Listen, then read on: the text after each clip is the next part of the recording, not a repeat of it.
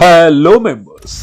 अब देखो मार्केट आज वापस तगड़ा गिरता हुआ दिखाई दिया और एक स्टेटमेंट की वजह से पूरा का पूरा मार्केट आज काफी तगड़ा प्रॉफिट बुकिंग करता हुआ दिखाई दिया। ठीक है, हालांकि अब देखो निफ्टी में ज्यादा फॉल नहीं है, निफ्टी अभी भी आज के लोअर लेवल से रिकवर करता हुआ दिखाई दिया। जैसे कि आप देख सकते हैं 22,770 का लो बनाया था और रिकवरी करीब करीब यहाँ पे 100 150 200 पॉइंट की होती हुई दिखाई दी। इवन बैंक बैंक निफ्टी देखो, बैंक निफ्टी भी नीचे के लेवल से रिकवर होता हुआ दिखाई दिया। ठीक है, तो फॉल कौन किया? फॉल किया स्मॉल एंड मिड कैप्स। आप देखोगे मिड कैप, देखो यहां पे मिड कैप ने यहां पे प्रीवियस लेवल का लो भी तोड़ा एंड स्मॉल कैप ने भी यहां पे लेवल तोड़ता हुआ दिखाई दिया। अब देखो सिंपल बात है, मार्केट में कितनी गिरावट रहेगी? मार्केट क्या सपोर्ट अभी ले सकता है? क्या मिड कैप स्मॉल कैप और गिर सकते हैं? और मैंने इंपॉर्टेंट अपडेट्स तो यहां पे हर बार रखने की कोशिश की, अगर आप नहीं देखते ठीक है तो जाके फ्री टेलीग्राम चैनल को जरूर ज्वाइन कीजिए, काफी चीजें सीखने को मिलेगी।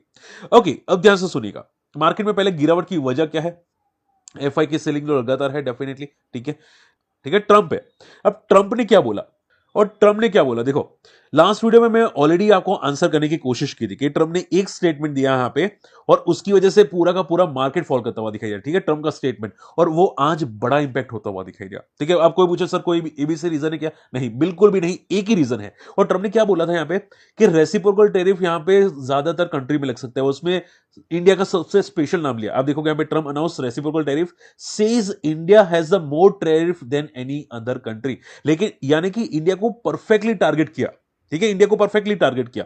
तो ये जो टारगेट होता हुआ दिखाई दिया ना, इसकी वजह से फार्मा स्टॉक्स काफी तगड़े क्रैश होते हुए दिखाई दिए। अब देखो मैं यहां पे थोड़ा जूम कर लेता हूं, फोकस करो। सी यहां पे क्या लिखा हुआ है, क्लियर कट देखो यहां पे, Donald Trump propose reciprocal tariff, pharma stocks heavily reliant on US revenue. ठीक है, तो फार्मा स्टॉक्स होते हैं वो टोटली रिलायबल है यूएस में जितने भी प्रॉफिट्स आ रहे हैं उस पे, यानी कि चांसेस हाई है कि अगर रेसिप्रोकल टैरिफ इंप्लीमेंट हुआ, ठीक है, तो क्लियर कट यहां पे फार्मा स्टॉक्स में तगड़ी इनका रेवेन्यू तगड़ा गिरेगा, तगड़ा प्रॉफिट गिरेगा, और दूसरी companies like out of India की जो भी कंपनीज आपको दिखाई दे रही है उनके दरवाजे खुलते हुए दिखाई दे सकते हैं। ठीक है, तो ये पूरा का पूरा खराब है और इसकी वजह से आज ज्यादातर फार्मा स्टॉक गिरते हुए दिखाई दे। बहुत सारे ऐसे स्टॉक है जो 10-10% गिरते हुए दिखाई दे। नेटको फार्मा 8.5%, लॉरेस लैब, ग्रैन्यूअल्स, ग्लेनमार्क, लुपिन, ज्यादातर स्टॉक्स गिरते हुए दिखाई दे, which is very very worst. ठीक है, अब देखो ये जो न्यूज आई थी, ठीक है, उसमें सबसे ज्यादा हैविली कनेक्टेड कौन था? फार्मा।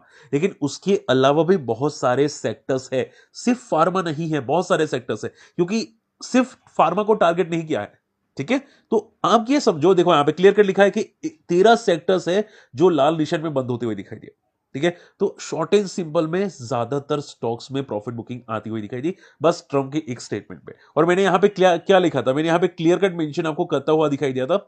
जब आप मेरी चैनल को अगर रेगुलर फॉलो करते हैं, मैंने आपको पहले ही बताया था कि ट्रम्प भले आ रहा है, बहुत सारे लोगों को लगता है कि ट्रम्प इंडिया के लिए पॉजिटिव है, लेकिन मैंने क्लियर कट बोला था कि ट्रम्प अपनी बीवी का सगा नहीं है। देखिए, अपना बीवी का सगा नहीं है, वो पता नहीं कहां पे जाता रहता है, तो इंडिया का क्यों सगा होगा? सिंपल बात है ना, सिंपल बात है। और यहां पे तो इंडिया का नाम भी लिया है ट्रम्प ने, आप समझ रहे हैं?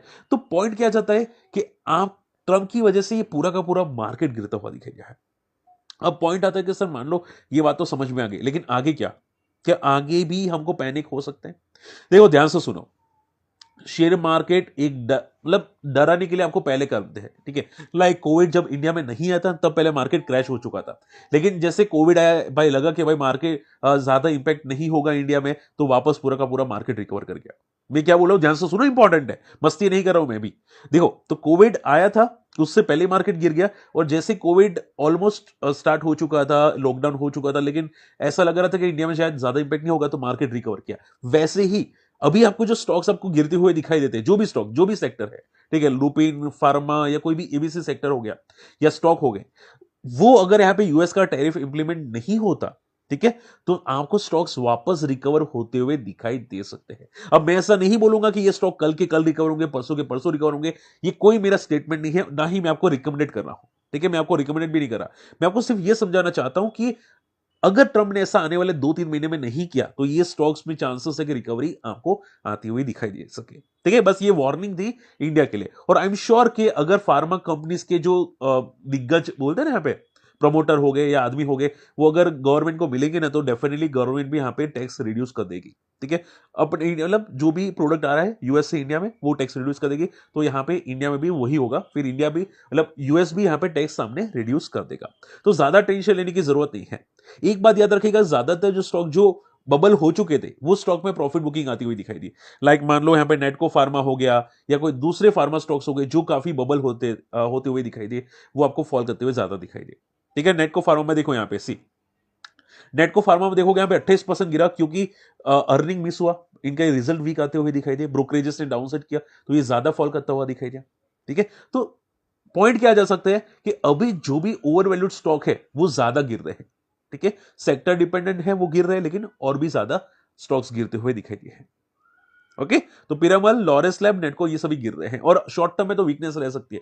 शॉर्ट टर्म का कुछ पूछने की भी जरूरत नहीं, वीकनेस रह सकती है based on the global market conditions. उसके अलावा मन्नोपुरम भी फॉल किया। आज मन्नोपुरम देखोगे यहाँ पे ज्यादा फॉल किया, 5-7% से ज्यादा। उसका रीजन था वीक रिजल्ट। ठीक है, अभी वीक रिजल्ट के पेश करे तो पता नहीं आगे जाके क्या करेगा, तो भाई ये स्टॉक भी क्रैश होता हुआ दिखाई दिया। ओके, तो मार्केट में ये जो पैनिक सिचुएशंस है वो रह सकती है। हाँ, एक और न्यूज है जो आपको फोकस करनी चाहिए, ध्यान से सुनो। अभी न्यू इंडिया कोऑपरेटिव बैंक ये महाराष्ट्र में ज्यादा है, अगर मैं गलत नहीं हूं तो। ठीक है, तो आरबीआई ने क्या किया, आरबीआई ने लिमिटेशंस रख दी कि भाई आप पैसे उठा नहीं सकते आने वाले 6 महीने तक। देखो क्लियर कट वर्ड है, आरबीआई से depositors can not withdraw funds from their saving account, current account और any other account in a 6 month period. अब सोचो कि आपके पास एक ही बैंक अकाउंट है, ओनली वन बैंक अकाउंट है, वो भी न्यू इंडिया कोऑपरेटिव बैंक के अंदर। ठीक है, और आप 6 महीने पैसे विड्रॉ नहीं कर पाएंगे, कोई भी अकाउंट, सेविंग, करंट या कोई भी। ठीक है, तो आप क्या करोगे, आपकी लाइफ कैसी रहेगी, आप समझ रहे। तो हमेशा याद रखिएगा कि आपके अगर पास बैंक अकाउंट है तो एक बैंक अकाउंट में पूरा का पूरा पैसा मत रखिए। ठीक है, मान लो ऐसा कुछ हो गया ना तो आप पैसे निकाल भी नहीं पाओगे, इमरजेंसी फंड्स हो जाता है, आपकी लोन हो जाती है, बहुत सारी चीजें होती है आपको रिक्वायरमेंट के लिए, डेली लाइफस्टाइल्स के लिए। बाय क्रेडिट कार्ड का हफ्ता होता है, फिर बैंक का हफ्ता होता है, मतलब इतनी लाइफस्टाइल की रिक्वायरमेंट है, घर का खर्चा। तो एक बैंक में कभी भी पैसा मत डालो, 2-3 अमाउंट बैंक में अपने पैसे को स्प्लिट कर लो ताकि आप आराम से विड्रॉ कर सके। ठीक है, और आप सोचो कि भाई यहाँ पे देखो नए डिपॉजिट भी नहीं खुलेंगे, नए लोन भी ये लोग बांट नहीं सकते न्यू इंडिया बैंक के अंदर। ठीक है, और यहाँ पे अगर ये बैंक उठ गई ना तो गवर्नमेंट या आरबीआई कितना पैसा आपको देगी, सिर्फ 5 लाख तक आपको आरबीआई पैसा देने वाली है। ठीक है, अगर मान लो प्रमोटर पैसा लेके भाग गया या बैंक को किसी ने चूना लगा दिया, वो लोग तो भाई उसको तो कोई फर्क नहीं पड़ेगा, फर्क पड़ेगा आप लोगों को। आपके पास 15 लाख है, 25 लाख की एफडी है, 10 लाख की एफडी है या 1 करोड़ की एफडी है, जो भी है आपको मिलेगा 5 लाख। ठीक है, तो हमेशा याद रखो एक बैंक में पैसा कभी मत डालो। सेम चीज है म्यूचुअल फंड में, एक म्यूचुअल फंड में पैसा पूरा का पूरा मत डालो। ठीक है, म्यूचुअल फंड को भी स्प्लिट कर दो। ओके, वरना क्या होगा, ये सब उठ जाएंगे, सेबी बोल रही है कि भाई आपको बचाएगी, लेकिन सेबी 1 रुपए देने नहीं आएगी आपके घर पे। ठीक है, वो देखो ये सभी होते हैं बड़े कॉर्पोरेट्स होते हैं। ठीक है, वो बताने के लिए भाई हम लोग जनता के लिए काम कर रहे हैं, लेकिन जनता का कोई परवाह ही नहीं होती इन लोगों को। ठीक है, तो ध्यान में क्या रखो, बी केयरफुल, बी कॉशियस, हम लोग आपके साथ है। आई बात समझ में, ये बात ध्यान में रखिएगा। तो बैंक की वजह से भी हमें आई थिंक थोड़ा बहुत मार्केट को इंपैक्ट हुआ होगा, क्योंकि एक बैंक कोलैप्स हो गई, ये भी एक नेगेटिव बात हो जाती है। ओके, चलिए अब देखो बात आ जाती है कि सर मार्केट में क्या हो सकता है। देखो हम लोग वीकली कैसा होगा हम लोग वो नेक्स्ट वीक में डिस्कस करेंगे, लेकिन अभी समझ लो कि मार्केट का ट्रेंड क्या है। देखो मार्केट का ट्रेंड आप ये समझो कि वो बेस बनाने की कोशिश कर रहा है। तो ये निफ्टी तो क्लियर बोल चुका है, देखो सिंगल वर्ड आंसर, निफ्टी खुद क्लियर बोल चुका है कि मैं ज्यादा फॉल नहीं करने वाला, ये लिख लो, निफ्टी क्लियर बोल चुका है।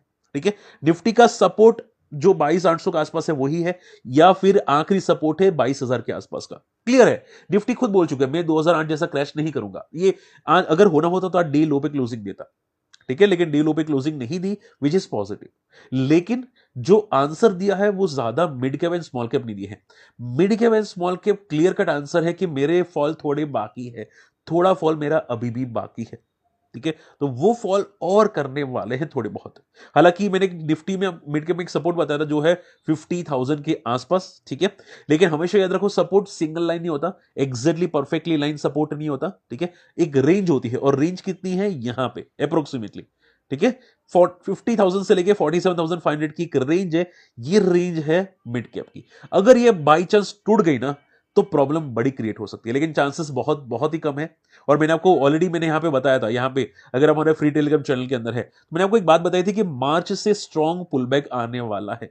ठीक है, तो एक बार देखिएगा मार्च में क्या आ रहा है कि नहीं, क्योंकि जनरली मार्केट चांसेस यही बताता है कि मार्केट में पुलबैक्स बहुत जल्द आते हैं। आप देखोगे जब मार्केट अक्टूबर सितंबर से फॉल करना स्टार्ट हुआ था, लास्ट टाइम जब mid cap and small cap 80% तक क्रैश हुए थे, उसमें मार्च में सबसे अच्छी पुलबैक आई थी, लेकिन अच्छी पुलबैक्स फिर जुलाई मंथ में आपको आना स्टार्ट हो चुकी थी। तो आपको मार्च में अच्छी पुलबैक्स आने की पॉसिबिलिटी मुझे क्लियर कट दिखाई दे रही है। रीजन क्या है? रीजन आप मुझे सर कोई रीजन है कि फिर ऐसे ही तुक्के मारे हो? रीजन है मेरे भाई। ठीक है, लोग रोल ओवर करते हैं, अगर आप लोगों को याद है फाइनेंशियल्स। ठीक है, मार्च मंथ में मतलब जिनकी short term capital gain tax लगते हैं, तो वो क्या करते हैं कि लॉस को वाइंड अप करने की कोशिश करते हैं ताकि लॉस को कैरी फॉरवर्ड कर सके। ठीक है, आई एम श्योर आप समझ पा रहे हैं, मैं क्या आपको समझाने की कोशिश कर रहा हूं। मान लो आपका 16 या 20 लाख का प्रॉफिट है, लेकिन आपका होल्डिंग में 4 लाख का लॉसेस है, तो आप क्या करोगे? वो 4 लाख का लॉस पहले बुक करोगे और वापस वही स्टॉक वापस खरीदोगे। तो उससे क्या होगा? 4 लाख का जो लॉसेस है वो आपको एडजस्टमेंट में यूज हो जाएगा। ठीक है, कैपिटल गेन टैक्स जो लगता है ना, उसमें एडजस्टमेंट में यूज हो जाएगा। तो क्या होगा, यहां पे भी लोग लॉस बुक करेंगे एंड वापस खरीदेंगे, तो यहां पे एक पुलबैक्स आपको आते हुए दिखाई दे सकते हैं। ये सबसे बड़ा रीजन है जो आपको ध्यान में रखनी है। दूसरा, टेक्निकल रीजन। ठीक है, और तीसरा रीजन क्या होता है? तीसरा रीजन ये है कि सपोर्ट्स यहां पे बार बार दिखाई दे रहे हैं। ठीक है, यहां पे निफ्टी ने बहुत बार मिड कैप से बहुत बार सपोर्ट किया था, तो ये क्लियर कट सपोर्ट्स दिखाई दे रहे हैं, वो तीसरा रीजन है। ठीक है, अब इतने सारे रीजन हो तो आई डोंट थिंक ये मार्केट ज्यादा फॉल करना चाहिए। बात है क्लियर? ठीक है, आई होप आज का वीडियो पसंद आए। वीडियो शेयर जरूर कीजिएगा, चैनल सब्सक्राइब कीजिएगा। और देखो, मेरी जैसी इन्फॉर्मेशन कोई नहीं बनाता। जब मार्केट टॉप पे था तभी भी आपको वार्न किया था, और जब बॉटम पे आ रहा है तो भी आपको समझाने की कोशिश कर रहा हूं। आप आज भले नहीं समझे, आपको भले आज गलत में लग रहा था, जब मैं टॉप पे था तभी भी मैं आपको गलत लग रहा था। ठीक है, आज भी आई एम श्योर बहुत सारे लोगों को मैं गलत लग रहा हूं, लेकिन एक बात देखिएगा जरूर कि मार्केट क्या पुल बैक करता है कि नहीं। और लास्ट वर्ड कि मार्केट आज नहीं तो कल पुल बैक करेगा, ये आप भी जानते हैं, मैं भी जानता हूं। कोविड भी आ गया था तो अभी क्या बड़ा रीजन है? नहीं। 2016 में भी ट्रंप आया था। ठीक है, तो अभी कोई इतना बड़ा सिचुएशन नहीं है जो आपको पैनिक करना है। क्लियर? तो वीडियो शेयर कीजिएगा जो भी आपके ग्रुप में है, फेसबुक, व्हाट्सएप, यूट्यूब, ट्विटर, और बताएगा कि मार्केट में पैनिक ना करो। बच्चे नहीं हो आप लोग। ठीक है, बच्चे नहीं हो। मार्केट आज नहीं कल ऊपर आने वाला है। क्लियर? चलिए फिर मिलते हैं अगले वीडियो में, तब तक के लिए गुड बाय, जय हिंद।